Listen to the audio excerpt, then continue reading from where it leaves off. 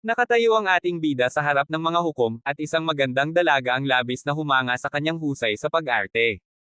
Tinanong siya nito kung nagtapos ba siya sa kurso ng teatro sa unibersidad o nag-aral sa ibang bansa, ngunit sumagot siya na natutunan niya ang pag-arte ng mag-isa. Isa pang hukom, na gulat sa kanyang kahangahangang pagganap, ay nagsabing hindi ito galaw ng isang baguhan. Ngunit para sa ating bida, hindi naman ganoon kahirap ang ginawa niya. Nagsimula na siyang umalis at hiniling na huwag itong ipalabas sa telebisyon. Nagbabala siya na kapag ipinalabas ito, kakasuhan niya sila, na nagdulot ng labis na pagtataka sa mga hukom. Inisip ng dalaga na kasinungalingan lamang ang sinabi niyang natuto siya ng mag-isa. Napagtanto naman ng isa pang hukom na kapag pumasok ang binatang ito sa magulo at mapagkompetensyang mundo ng industriya ng aliwan, tiyak na magiging isang napakalakas at tanyag na pangalan siya rito.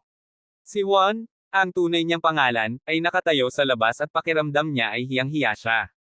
Ito ay dahil noong bigla siyang hilingang umarte, may lumitaw na kakaibang itim na parisukat sa kanyang harapan. Isang araw bago ang pangyayaring iyon, masama ang pakiramdam ni Juan dahil sa labis na pag-inom noong nakaraang gabi. Ang tanging natatandaan niya ay noong ikalawang yugto ng kanilang inuman, nang ibaton niya ang kanyang liham ng pagbibitiw sa pangulo ng kanilang kumpanya, na itinuturing niyang parang polaka sa ugali, at pagkatapos ay nagdiwang siya kasama ang kanyang mga kaibigan. Napagtanto ni Juan na malaki ang kanyang problema. Biglang tumunog ang kanyang telepono at nang sagutin niya, si Yang Day pala ang tumatawag at nagtanong kung nakauwi ba siya ng ligtas. Wala talagang maalaala si Juan. Ipinaalala ni Yang Day na nawala si Juan ng halos 30 minuto habang sila ay umiinom noong nakaraang gabi. Tinanong ni Juan kung bakit siya tumawag. Ipinaalala ni Yang Day na nagkasundo silang dumalo ng sabay sa paunang pagsusuri ng sikat na palabas na super actor. Nalilito pa rin si Juan, kaya ipinaliwanag ni Yang Day na ang super actor ay isang tanyag na patimpalak sa telebisyon ng SBC, isang malaking istasyon, na naglalayong makahanap ng mga bagong bituin. Dagdag pa niya, nakakuha ito ng malaking atensyon dahil ang mga kalahok ay mula sa mga nagsasanay hanggang sa mga karaniwang tao na sabik na ipakita ang kanilang galing.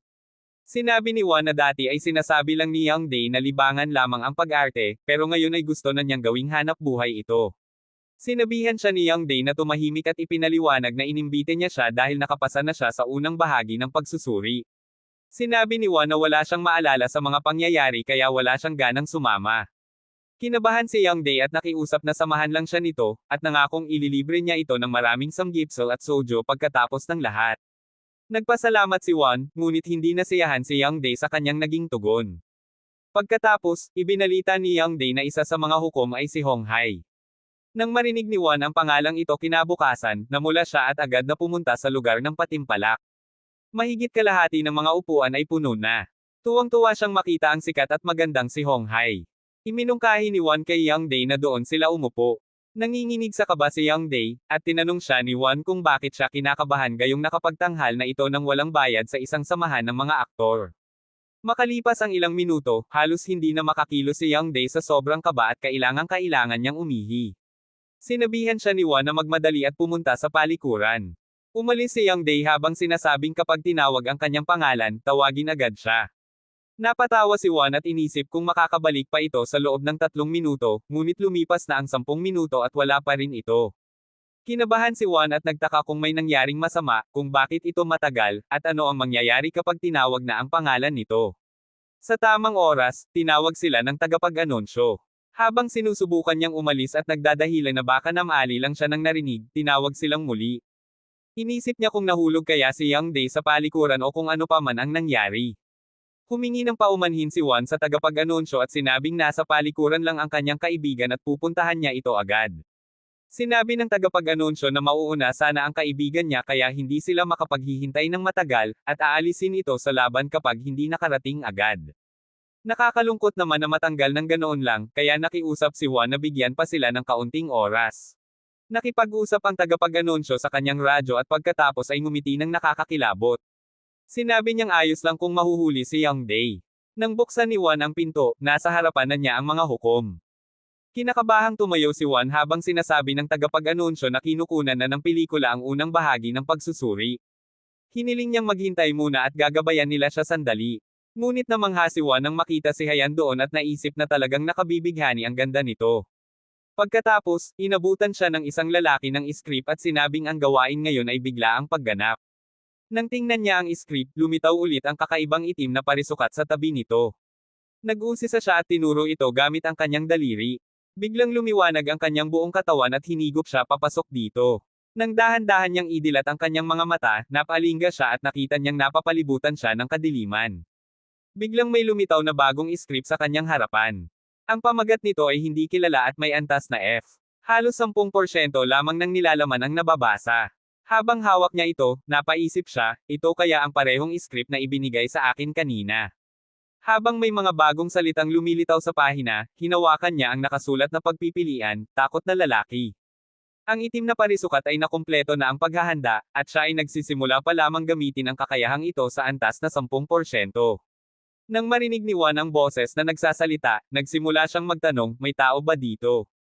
Habang nagsisimula ang pagbabasa, ang buong paligid ay naging parang kagubatan na kulay pula.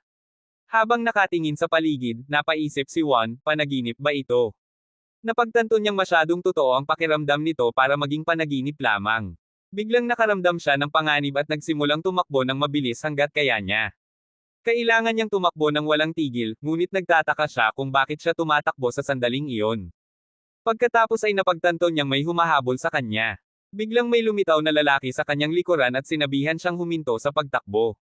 Naipit ang kanyang paa sa isang ugat ng puno at siya ay nadapa. Lumalapit na ang lalaki. Umiiyak siya at nakiusap na huwag siyang saktan. Biglang nagulat si Juan nang saksakin siya ng lalaki gamit ang kutsilyo. Tumatawa ang lalaki habang dahan-daang pinahihirapan si Juan. Sa totoong mundo, malakas na sumigaw si Juan at bumagsak sa sahig sa harapan ng mga hukom. Lahat sila ay nagulat sa kanyang ginawang pag-arte, ngunit walang higit pa kay Hayan. Habang nakahiga si Juan sa sahig, iniisip niya kung ano ang ginawa niya kanina. Hiyang-hiya siya dahil hindi niya sinasadyang naipakita ang karanasang nakuha niya mula sa loob ng itim na parisukat, at nagpasya siyang umalis na parang walang nangyari. Nagniningning ang mga mata ni Hayan nang magtanong siya kung saan niya natutunan ang ganoong paraan ng pag-arte. Sa isip-isip niya, parang saysubog na ang dibdib ni Juan sa ganda ni Hayan. Pinanatili ni Juan ang kanyang seryosong mukha dahil kailangan muna niyang mawala ang kanyang hiya. Nagpanggap siyang matapang at buo ang loob ng sumagot, wala lang, natutunan ko lang mag-isa. Nagulat ang isa sa mga hukom at nagtanong, kung gayon, paano mo nagawang umarte ng napakahusay? Sumagot si Juan, hindi naman ganoon kahirap iyon. Sa loob-loob niya, huwag na lang nating pag-usapan ang kahihiyan ko, lalo na at hiyang-hiya pa rin ako. Habang paalis, sinabi niyang kapag ipinalabas nila ang kanyang pagtatanghal sa telebisyon, kakasuhan niya sila. Nalito silang lahat. Inakala nilang kahanga-hanga ang kanyang pagganap kahit saglit lang niyang tiningnan ang script. Sinabi ni Hayan na tiyak na nagsisinungaling ito nang sabihing natuto lang siya ng mag-isa. At doon nagsimula ang serye ng maling akala at hindi pagkakaunawaan, na si Juan lamang ang walang kamalay-malay sa nangyayari. Sa labas ay nakita niya si Young Dae, na matagumpay na nakauwi mula sa palikuran. Tinanong ni Juan kung maayos ba ang naging takbo ng kanyang pagsusuri, ngunit sinabihan lang siyang umalis si Young Dae pagkalipas ng 15 segundo. Nagtanong si Young Dae kung pumasok ba si Juan sa halip na siya dahil tinatanong ng mga hukom ang tungkol kay Juan. Labis na nahiya si Juan at sinabing wala lang iyon at walang espesyal. Nang makita niya ang script na hawak ni Young Dae, hiniling niya ito. Nang ibigay ito ni Young Dae, muling lumitaw ang itim na parisukat. Sa sandaling iyon, natiyak ni Juan na kapag hinawakan niya ito, hihigop na naman siya papunta sa kakaibang lugar na iyon. Binasa niya ang nilalaman at totoo nga, parehong-pareho ang pakiramdam sa karanasan niya kanina. Ngayon, sigurado na siyang pinili niya ang pagpipiliang takot na lalaki o katulad nito. May mga bagay pa siyang kailangang alamin, kaya tinanong niya si Young Dae kung may mga ibang script ba ito sa bahay. Sumagot si Young Dae na meron naman at nagtanong, bakit bigla mo namang naisipan yan? Sinabi ni Juan na may mabaho bang amoy at binuksan ang bintana para makapasok ang sariwang hangin. Nagkomento si Young Dae na ang taong bigla na lang gustong pumunta sa bahay niya ay napakarami namang reklamo. Habang naghahanap sa loob ng bahay, nagtanong si Young Dae kung bakit bigla siyang naghahanap ng mga script. Dagdag pa niya, para itong kakaiba dahil sa karaniwan ay hindi man lang ito nanonood ng telebisyon. May mga bagay lang kasing kailangang alamin ni Juan. Gaya ng inaasahan niya, nakahanap siya ng 2 script mula sa mga teleseryeng ipinalabas na. Nang makita niya na nasa tabi rin nito ang itim na parisukat, nakumpirma na niya ang una niyang hinala. Nagpasya siyang suriin naman ang pangalawa. Habang hinahawakan niya ang itim na parisukat at sinasabihan si Young Dae na panoorin siyang mabuti, bigla na naman siyang nagpakita sa kakaibang espasyo habang nakatingin sa puting parisukat.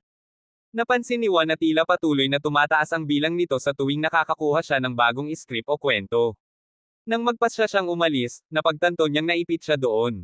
Nagsimula siyang sumigaw ng iba't ibang salita at sa huli, nang isigaw niya ang salitang, labas, bigla siyang bumalik sa totoong mundo.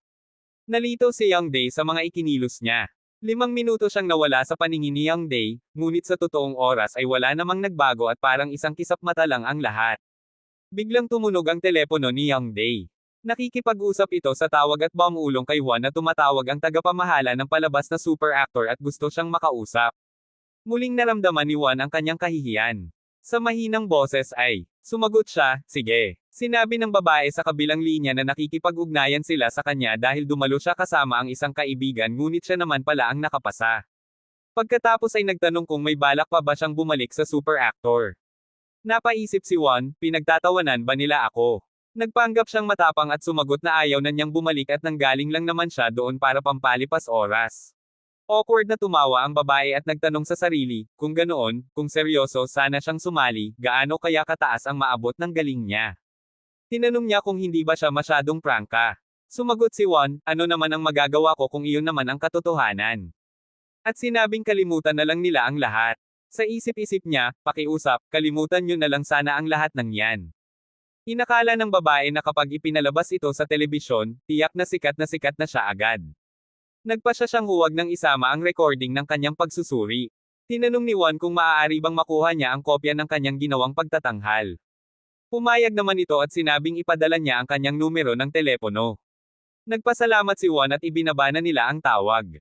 Nang biglang lumitaw ang isa sa mga hukom, nagulat ang babae at tinanong nito kung siya ba ang parehong lalaki kanina. Sinabi niya na oo, ngunit idinagdag na sinabi ng lalaki na naglaro-laro lang naman siya at ayaw na niyang bumalik para sa ikalawang yugto ng patimpalak. May pumasok na ideya sa isipan ng lalaki at nagtanong kung nakuha na ba nito ang numero ng telepono ni Juan. Sa kabilang dako, nakahiga si Juan na pagod na pagod. May ilang bagay pa siyang kailangang alamin sa bahay ni Kim Young Dae. Dahil sa biglaang tawag sa telepono, nagulo ang mga plano ni Kim Young Dae at kinailangan niyang umalis. Gayunpaman, natuklasan ni Juan ang ilang mahahalagang bagay. Nalaman niyang kapag hinihigop siya papasok sa itim na parisukat, humihinto ang takbo ng oras sa totoong mundo. Ang mga tao sa paligid ay hindi nakikita ang itim na parisukat na nakikita niya, at ang salitang kailangang banggitin para makalabas sa kakaibang lugar na iyon ay, labas. Dahil nakumpirma na niya ang mga mahahalagang detalye tungkol sa kakaibang parisukat na iyon, nagpasya siyang tapusin na ang ginagawa niya. May mga palabas na natapos ng ipalabas tulad ng unang anak na babae at maton na tagayusig, at nagpasya siyang suriin ang 2 script at isang kwento nito. Hindi niya madala ang kanyang telepono sa loob ng kakaibang espasyo, kaya kailangan niyang maging maingat. Una niyang sinuri ang mga marka at pangunahing detalye. Ang una ay nakakuha ng 7.1% na rating, at ang pangalawa naman ay 2.7%. Nang matapos ang paunang pagsusuri, muling pumasok siya para kumpirmahin ang hinala. Gaya ng inaasahan niya, nakakita siya ng panibagong antas. Ang mga ito ay may antas na E at C. Nalilito siya kung ano ang ibig sabihin ng mga antas na ito. Para kay Juan, tila hindi ito tungkol sa kalidad ng kwento. Naisip niya na marahil ito ay sukatan ng kasikatan o tagumpay ng palabas. Lalo siyang nagulat nang suriin niya ang isang kwentong hindi pa nagagawang palabas, ito ay may antas na B. Ang antas na B ang pinakamataas na nahanap niya sa lahat ng nasuri niya hanggang ngayon. Sigurado siyang sinabi ni Kim Young Dae na hindi pa ito nagagawang palabas. Muling lumabas siya mula sa espasyo. Ngayon ay alam na niya na posibleng malaman ang antas ng isang kwento bago pa man ito gawin. Habang binabasa niya ang nilalaman ng mga script na ipinalabas na, biglang tumunog ang kanyang telepono at natanggap niya ang video ng kanyang pagtatanghal, ang bagay na inaakala niyang puno ng kahihiyan. Gayunpaman, kailangan niyang suriin ang ebidensya mula noong una niyang pagpasok sa kakaibang lugar. Pakiramdam niya ay susuka siya habang pinipindot ang pindutan ng pagpapatugtog. Nagsimula ang video at nakita niya ang sarili na sumisigaw sa matinding sakit.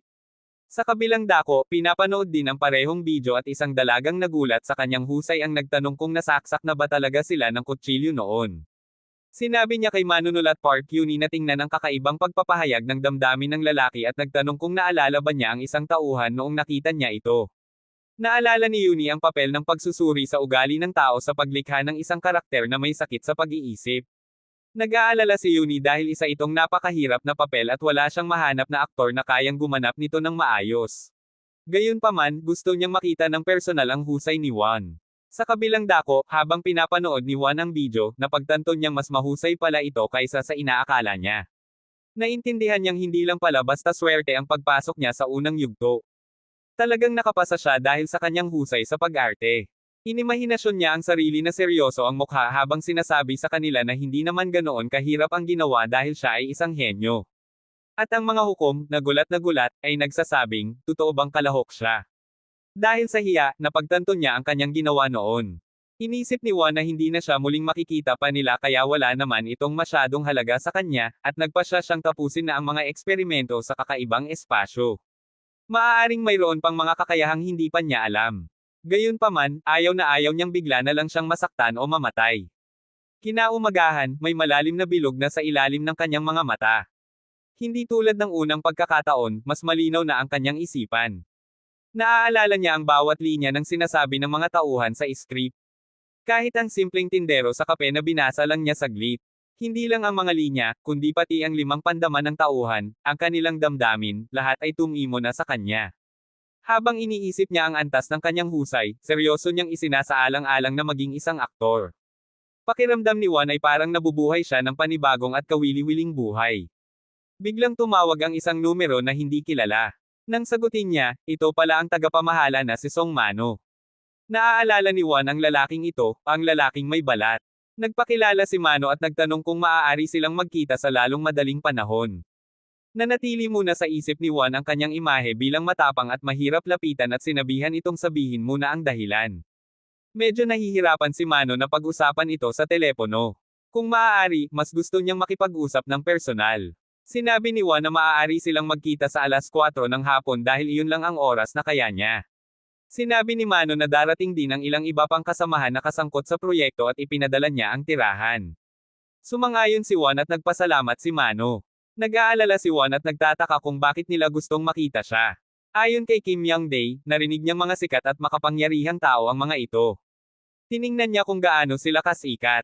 Nang basahin niya ang mga balita tungkol sa industriya ng aliwan, nagulat siya dahil sikat na sikat nga sila. Nagtataka siya kung bakit gustong makita ng mga ito ang isang katulad niya. Umaasa siyang hindi ito para hilingin siyang umarte o anumang katulad nito. Habang nakatayo siya at nag-aalala, tama nga ang hinala niya. Pagpasok pa lang, agad na sinabi ni Mano na kahapon, nagpakita si Juan ng pagganap na hindi nakatuon lamang sa mga binibigkas na salita. Nag-uusisa sila sa kanyang kakayahang magpahayag ng damdamin kahit walang sinasabi. Habang ang lahat ay nakatingin sa kanya ng may pag-asa, labis. Siyang kinabahan at napaisip kung ano na naman ba itong kalokohan. May kutob siya, pero totoo ngang gusto nilang umarte siya. Sa loob-loob niya ay panik na panik siya dahil nagsimula lang siyang umarte kahapon. Nanatili lang siyang tahimik. Sinabi ni Mano na maaari niyang gawin ito sa pamamagitan lang ng pagtingin sa tablet at bigyan ito ng kahulugan ayon sa kanyang gusto. Napagtanto ni Juan na hindi lumilitaw ang itim na parisukat dito. Kung wala ito, hindi siya makakapasok sa espasyo. Hinala niya na magagamit lang niya ang kapangyarihan kapag papel na script ang gamit, ngunit wala namang ganoon sa paligid. Kung hindi niya ma-access ang espasyo, mabubunyag na peke lang pala ang kanyang galing sa pag-arte. Desperadong nagmumura siya at nag-iisip kung ano ang gagawin ngayon. Iniisip ni Juan na kapag hindi niya ito nagawa, maituturing na huwad ang kanyang kakayahan. Ngunit muling napaisip siya, mahalaga ba naman ito? Kailangan ko bang isugal ang buhay ko para lang sa pagganap na ito?